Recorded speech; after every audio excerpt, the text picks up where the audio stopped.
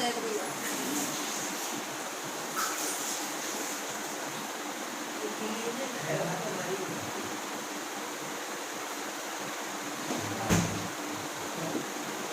देखो हम लोग पहला चैप्टर स्टार्ट करने जा रहे हैं। साइंस का फर्स्ट चैप्टर है matter in our surroundings.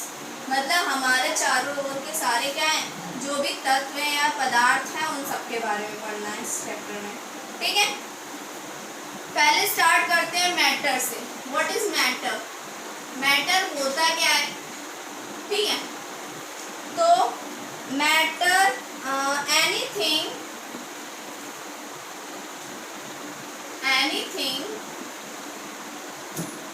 which occupies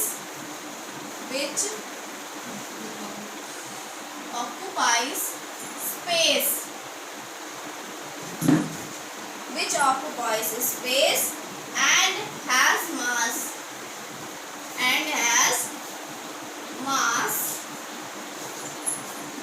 is known as matter। मतलब anything which occupies space and has mass is known as matter। तो ऐसी जो भी चीज जो जगह घेरती है, ठीक है, और जिसमें मास होता है, मास मतलब द्रव्यमान, यानी कि जिसमें भार होता है, वेट होता है, ठीक है, वो क्या हो जाती है? मैटर कहलाती है। ठीक है, तो ऐसी कोई भी चीज जिसमें जो जगह घेरती हो और जिसमें क्या हो? द्रव्यमान, हाँ, भारी हो यानी मास, वेट हो, ठीक है, वो क्या हो जाता है? मैटर हो जाता है। ठीक है, जैसे कि हम ले लें, कोई भी चीज ले लो, बेंच, ठीक, वाटर भी तो एक मैटर ही काम करेगा। वाटर भी जगह घेरता है, उसमें भी कुछ वेट तो होता है। ठीक है, तो ये हमारे एग्जाम्पल हो गए। जितने भी गैसेस हैं वो भी क्या होती है, उनमें भी वेट होता है और वो भी क्या करती है? जगह घेरती हैं। ठीक है, अब हम आते हैं क्लासिफिकेशन ऑफ मैटर पे। किस पे आते हैं? Classification of matter. Classification of matter. Classification of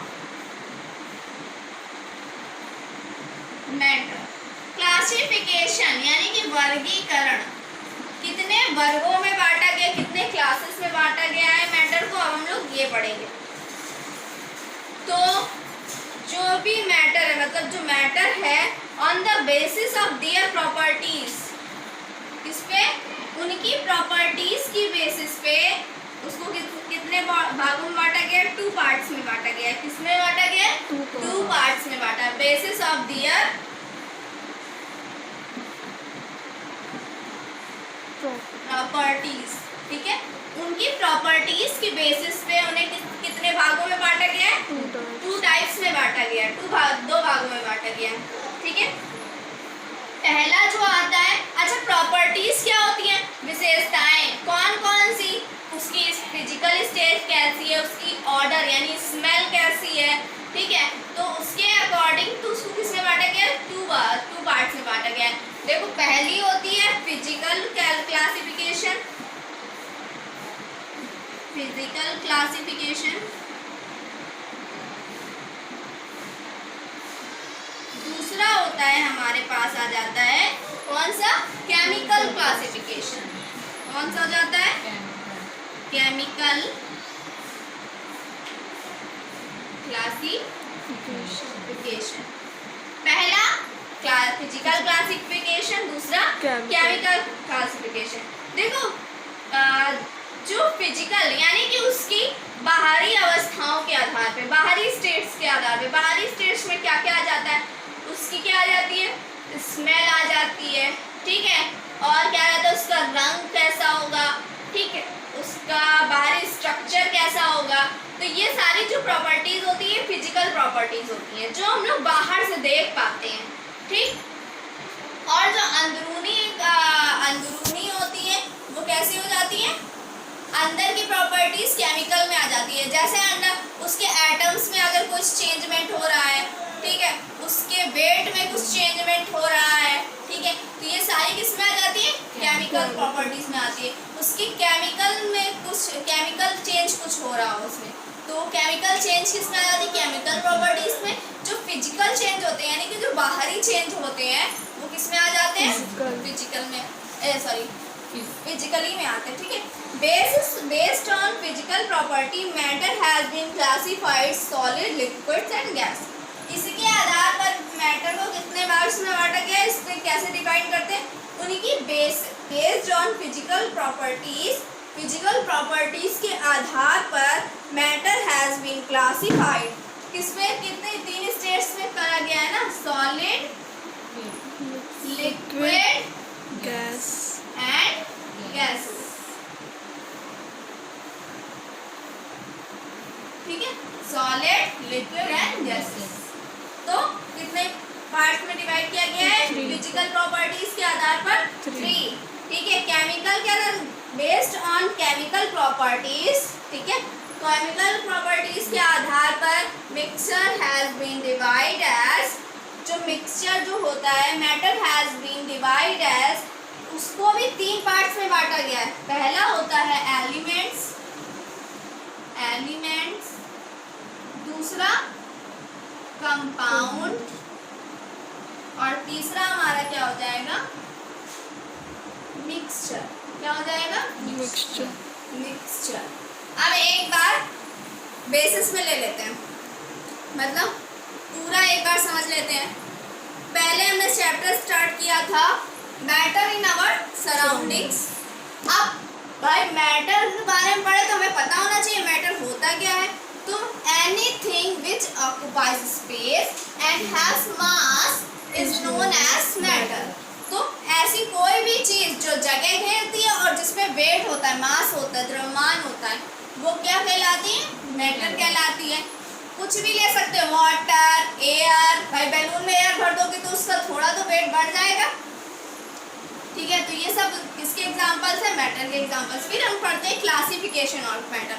matter का वर्गीकरण, उसको कितने भागों में बांटा गया है ये चीज, तो उसको उसके बेसिस ऑफ दियर प्रॉपर्टीज, उनकी प्रॉपर्टीज के आधार पर उन्हें कितने भागों में बांटा गया है, 2 टाइप्स में, फिजिकल क्लासिफिकेशन, दूसरा क्या हो जाएगा, केमिकल क्लासिफिकेशन।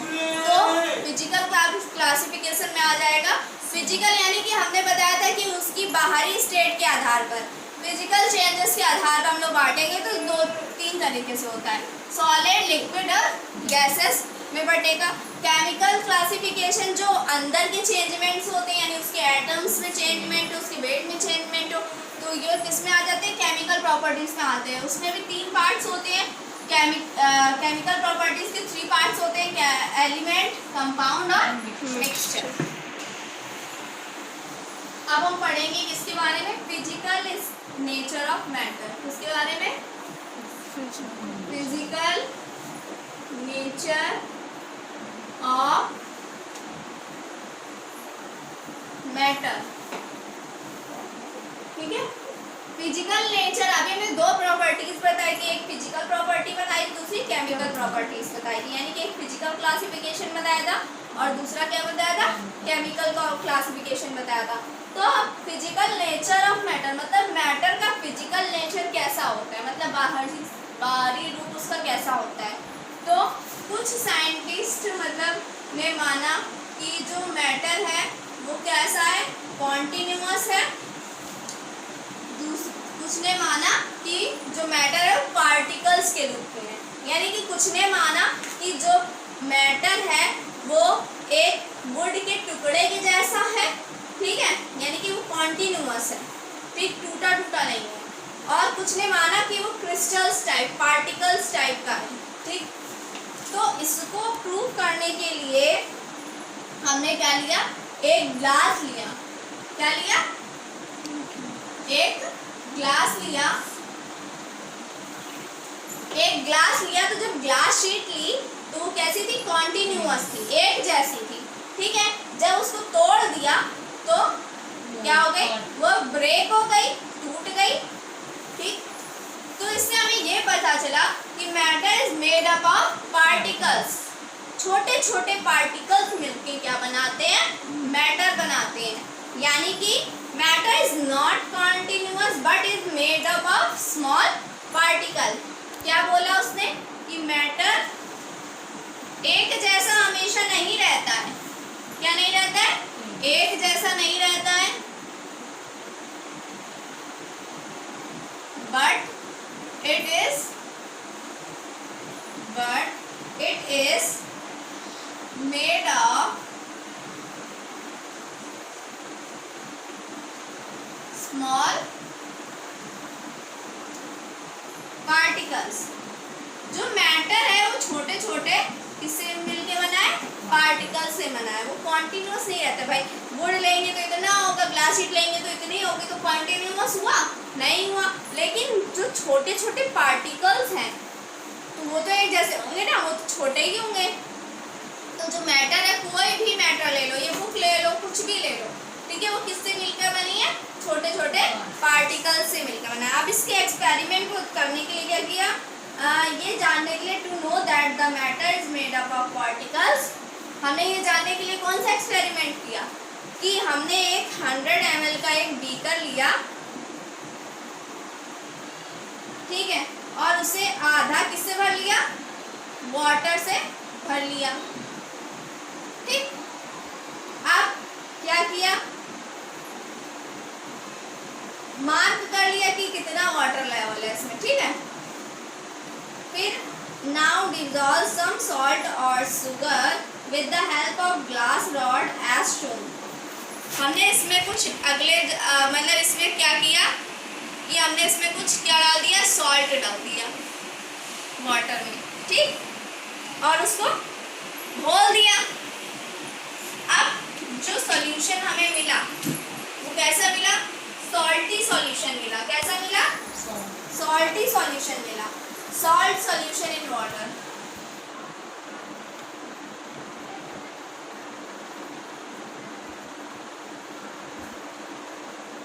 ये जो सॉल्यूशन है कैसा है? सॉल्टी है। तो when we dissolve salt in water, the particle of salt और sugar get into space between particles of water. मतलब कि जब हमने पानी लिया था तो भी लेवल इतना था, जब सॉल्ट घोला तब भी इतना है। मतलब इसका मतलब क्या है? जो वाटर के मॉलिक्यूल्स हैं, जैसे ये वाटर के मॉलिक्यूल्स हैं, तो इनके बीच में किसने पा लिया स्थान? सॉल्ट के मॉलिक्यूल्स ने स्थान पा लिया, इसीलिए उसका वाटर लेवल क्या हुआ? बढ़ा नहीं, ऊपर नहीं हुआ, ठीक। इसी में उसने एडजस्ट कर दिया। जैसे हम 4 लोग बैठे, एक सीट है, ठीक, उस सीट पे क्या है? 4 लोगों की बैठने की जगह है, लेकिन क्या हुआ? एक और आ गया, 3 लोग उस पर बैठे, एक और आ गया, तो भाई वो एडजस्ट हो जाएगा ना, उसमें हो जाएगा कि नहीं हो जाएगा? तो वही चीज़ है कि वाटर के मॉलिक्यूल्स के बीच में जगह थी, तो सॉल्ट के मॉलिक्यूल्स ने उनके बीच में क्या ले ली? जगह ले ली, जिससे कि उन्हें उसका वाटर लेवल बढ़ा नहीं। तो these particles which make all the matter around us are their atoms or molecules। जो भी पार्टिकल होते हैं which make all the matter around us, जो भी हमारे चारों तरफ मैटर है वो क्या है? या तो मॉलिक्यूल्स के रूप में है या फिर एटम्स के रूप में है। और ये किससे बना हुआ है? छोटे छोटे पार्टिकल से बना। दूसरी फिजिकल प्रॉपर्टी क्या है इसकी? फिजिकल नेचर क्या है कि matter, these particles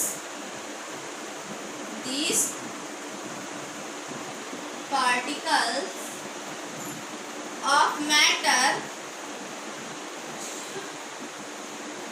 are so small, मतलब बहुत ज़्यादा क्या है? छोटे हैं, ठीक है, that they cannot be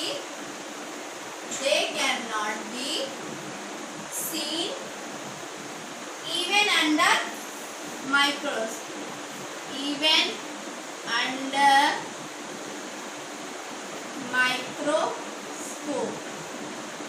इतने छोटे हैं कि ये माइक्रोस्कोप से भी नहीं दिख सकते, ठीक है, सिंपल माइक्रोस्कोप से नहीं देखे जा सकते। तो क्या बोल रहा है कि these particles of matter are so small इतने छोटे हैं कि that they can not be seen even under microscope. ये माइक्रोस्कोप से भी नहीं देखे जा सकते, इतने छोटे हैं पार्टिकल्स। ठीक है, इतना समझ में आया। और इसका एग्जाम्पल हम लोग एक देख लेते हैं। तो एग्जाम्पल में क्या करेंगे कि देखो, अगर एक वाटर ड्रॉप लें, एक ड्रॉप ले वाटर की, तो इसमें छोटी छोटी छोटी छोटी बहुत सारी ड्रॉप्स होती हैं। मतलब उसके अंदर भी ड्रॉप देखो कितनी छोटी होती है पानी की, उसके अंदर भी कितने वाटर मॉलिक्यूल्स होते हैं, 10 की पावर 21 मॉलिक्यूल्स ऑफ वाटर होते हैं। मतलब एक छोटी सी ड्रॉप में 10 की पावर 21 मॉलिक्यूल्स ऑफ वाटर रहते हैं। ठीक है, कैरेक्टरिस्टिक्स ऑफ मैटर।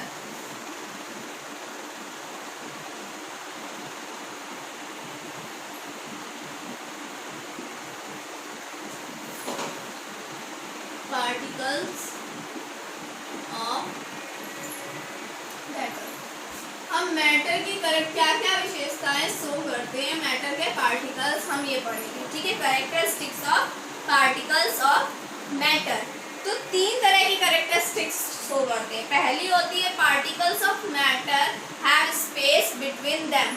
पहली क्या है, particles of matter space between them. ठीक, सेकेंड क्या है, particles of matter are continuously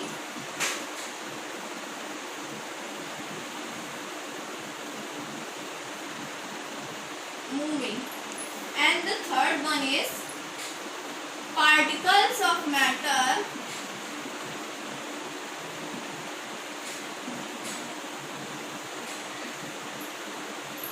attract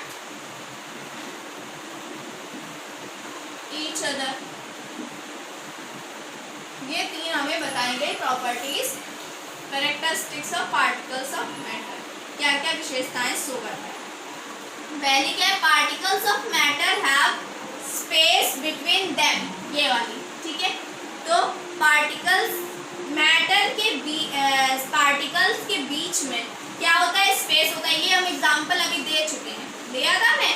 water के मॉलिक्यूल्स में चीनी के जब पार्टिकल घोले तो चीनी के जो मॉलिक्यूल्स हैं यानी शुगर के जो मॉलिक्यूल्स हैं उसने किसके बीच में जगह बना ली, वाटर के मॉलिक्यूल्स के बीच में। मतलब इसके बीच में जगह होगी। अब भाई तुम लोग 3-4 लोग की जगह है, 3 लोग बैठे हैं, तो एक लोग उसमें एडजस्ट हो सकता है कि नहीं हो सकता है, मतलब तो उसमें क्या है, जगह है तभी तो एडजस्ट हो रहा है ना। तो वही चीज़ है कि as sugar is put into water, जब वाटर में शुगर डाली जाती है तो small particles break off each solid sugar granules. तो जो छोटे छोटे ग्रैनुअल्स होते हैं उसमें से भी चीनी के क्या हो जाते हैं, मॉलिक्यूल्स हट टूट जाते हैं and go into space between the particle of water. और किस में जगह बना लेते हैं, पानी के पार्टिकल्स के बीच में अपनी जगह बना लेते हैं। फ्रॉम अ होमोजीनियस सॉल्यूशन, और कैसा सॉल्यूशन बनता है, homogeneous, a uniform composition through out. मतलब एक ही तरह के मॉलिक्यूल्स घुले होते हैं। चीनी है तो चीनी ही मिली होगी पूरे वाटर में। ठीक है, these spaces are known as inter particle space. ऐसे स्पेस को क्या कहते हैं, इंटर पार्टिकल स्पेस या फिर इंटर मॉलिक्यूलर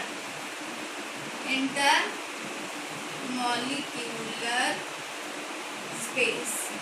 जो पार्टिकल्स के बीच की जगह होती है उसे क्या बोलते हैं, इंटर पार्टिकल स्पेस। अंदर पार्टिकल्स के अंदर की जगह इंटर पार्टिकल स्पेस। ठीक है।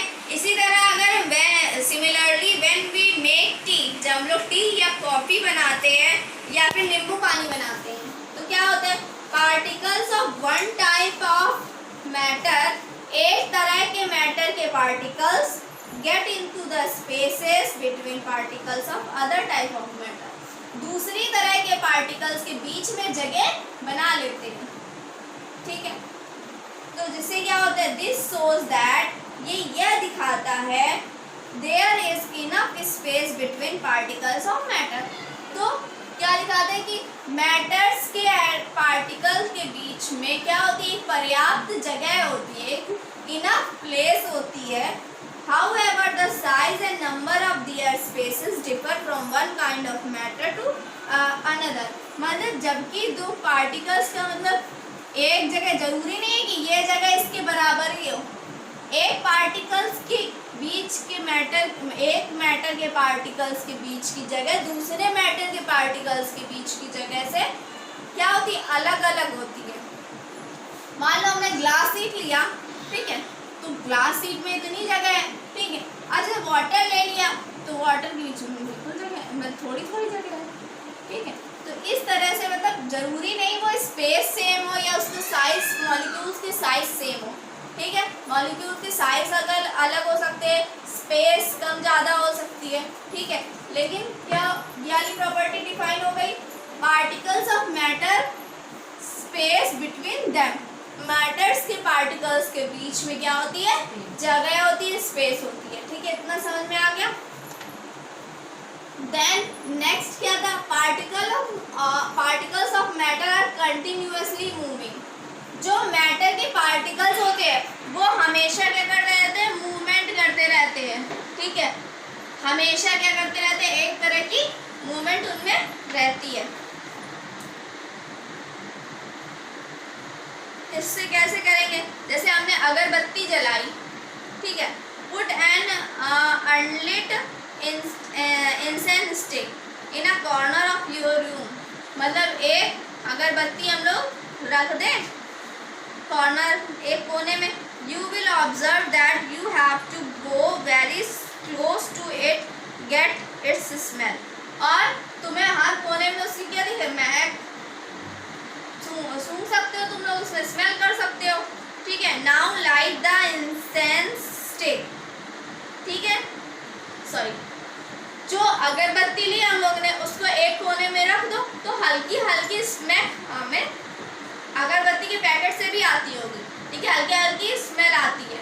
अब जैसे ही उसको हम लोग जलाते हैं तो क्या होता है, पूरे कमरे में उसकी स्मेल फैल जाती है। तो वही कह रहे हैं, अब अगरबत्ती को अगर हम जला दें तो you will observe that you will get the smell while sitting at a distance from the stick. पहले क्या था कि क्लोज थे तब आ रही थी स्मेल, और जैसे ही उसको जलाया तो क्या हुआ, पूरे कमरे में फैल गई।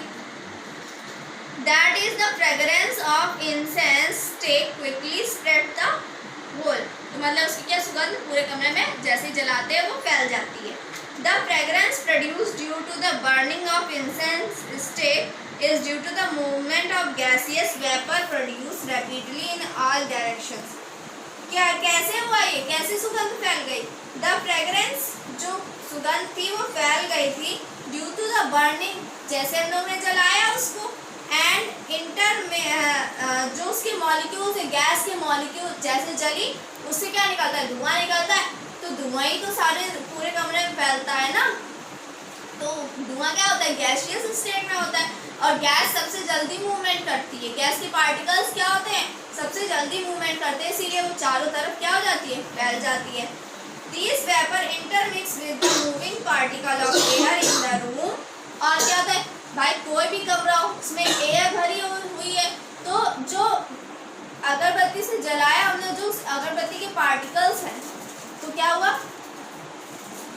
जो एयर के पार्टिकल्स में एडजस्ट हो गए, पहले वाला जो बताया था हमने रूल, उसके अकॉर्डिंग कि हर मैटर के पार्टिकल्स में स्पेस होती है, तो उसने क्या बना ली, एयर के पार्टिकल्स में अपनी जगह बना ली। फिर क्या हुआ, जिससे कि उसकी जो स्मेल है वो हर जगह पहुंच गई। This intermixing of particles of two different types of matter on their own is called as diffusion. अब हम डिफ्यूजन की, बहुत इंपॉर्टेंट है डिफ्यूजन। दिस, जो ये इंटरमिक्सिंग होती है, एक पार्टिकल का दूसरे पार्टिकल में मिक्स होने को जो ये इंटरमिक्सिंग होती है, इसे क्या कहते हैं? डिफ्यूजन कहते हैं। क्या कहते हैं? Diffusion. This intermixing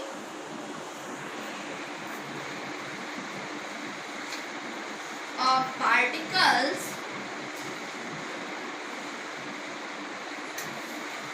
of two different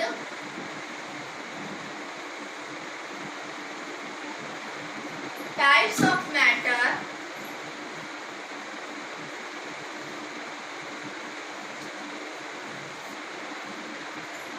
on their own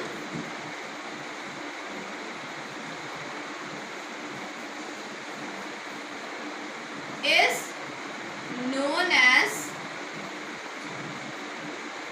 diffusion। ये जो इंटरमिक्सिंग होती है पार्टिकल्स की, दो अलग अलग मैटर के पार्टिकल्स की, तो इन्हें क्या कहते हैं? डिफ्यूजन। जैसे एक पार्टिकल लिया, जैसे ये है, मान लो ये एक पार्टिकल दूसरे पार्टिकल, जब ये मिक्स हो गया तो क्या बन गया? डिफ्यूजन। वो जो प्रोसेस होती है उसे क्या बोलते हैं? डिफ्यूजन।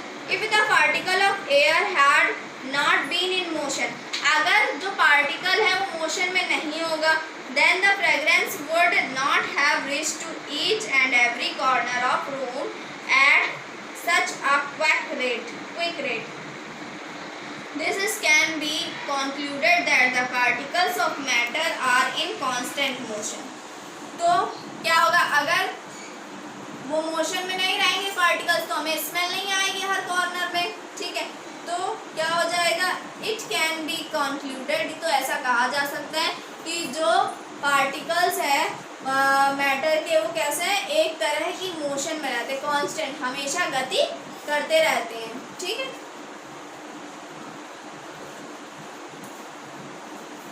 अब आते हैं, देखो इसी के अंतर्गत आता है एक ब्राउनियन मोशन, ठीक है?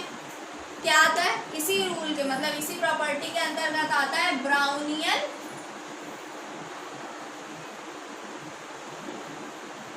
मोशन। अब हमें ये कैसे पता चला? जो जिगजैग मोशन होती है पार्टिकल्स की, जिगजैग मोशन मतलब ऐसे ऐसे ऐसे ऐसे ऐसे ऐसे ऐसे, ठीक है? तो ये जो मोशन होती है particle, zigzag movement of small particles subtended in a liquid or a gas is called Brownian motion। जो